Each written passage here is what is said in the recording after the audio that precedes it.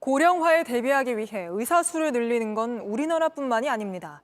하지만 우리나라처럼 의사들이 환자 생명을 담보로 집단 행동에 나선 나라는 없습니다. 계속해서 배양진 기자입니다. 최근 의사 수를 늘리려는 나라는 우리뿐이 아닙니다. 독일, 영국도 고령화에 대비한다며 각각 5,000명, 6,000명 이상 큰 폭으로 의사 수를 늘리겠다고 했습니다. 우리와 비슷한 이유죠. 미국과 일본 등도 20년에 걸쳐 최대 38%까지 증원했습니다. 그러나 큰 차이가 있습니다. 우리 같이 의사들이 환자들의 생명을 담보로 집단 행동에 나선 나라는 없었던 겁니다. 보건의료 전문가들에게 물으니 의료 체계의 차이는 있다고 설명했습니다.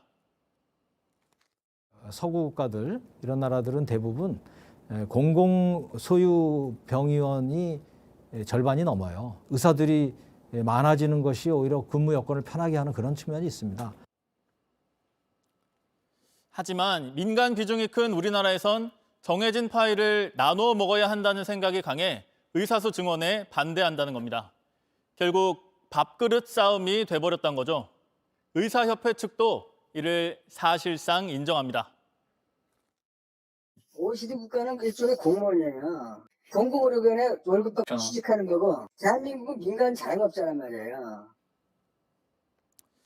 그러니까 결국 독일, 영국이나 우리나라나 모두 의료 체계는 다르더라도 의사들 간의 밥그릇 싸움이라는 본질은 마찬가지란 겁니다.